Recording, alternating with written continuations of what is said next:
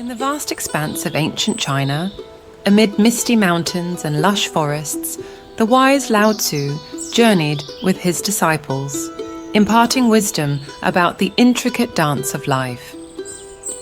Their path led them to a vast forest, its once majestic trees now fallen or marked with impending doom, echoing with the incessant strikes of axes as carpenters worked tirelessly, transforming the green haven into lumber for a magnificent palace.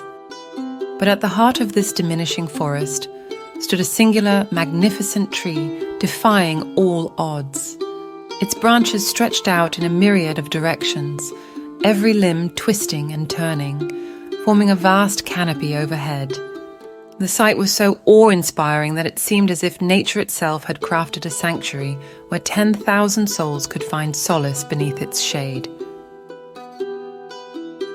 Intrigued, Lao Tzu turned to his disciples, his eyes reflecting the deep wisdom of years spent understanding the universe's dance. Go, find out why amidst this decimation this tree stands unharmed. As the disciples approached the bustling carpenters, the noise faded into a curious hush. Why? One disciple asked, his voice gentle yet firm. Has this singular tree been spared the fate of its kin?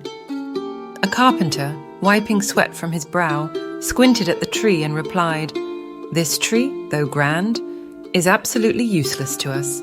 Every branch is knotted, twisted in whimsical designs. Its wood cannot be carved into pillars or crafted into furniture.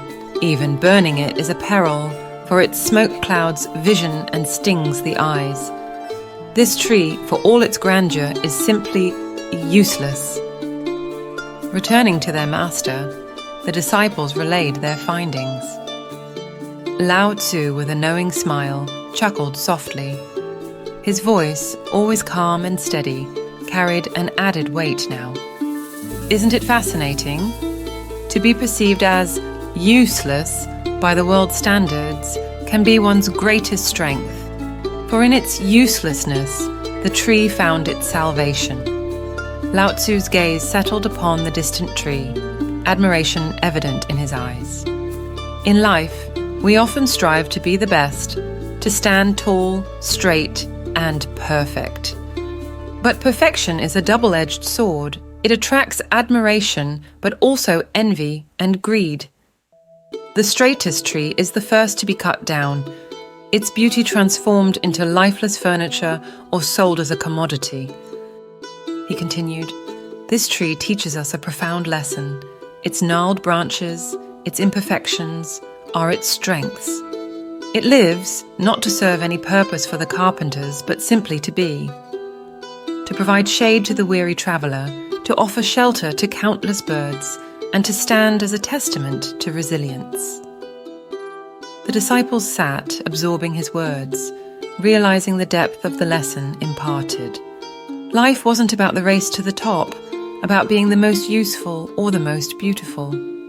Life was about authenticity, about embracing one's true nature, imperfections and all. Lao Tzu, sensing the shift in his disciples, further elaborated, "In life, there will always be those who value you only for what you can offer to them, for your utility. But the essence of life isn't utility. Life is a melody, a dance, a whispered secret carried by the winds. It's the wildflower blooming in isolation, not seeking validation, but simply existing, celebrating its very essence." The world, Lao Tzu cautioned, will always seek to harness those it deems practical, to capitalize on perceived value. But if you tether yourself to these worldly measures, you'll be forever bound.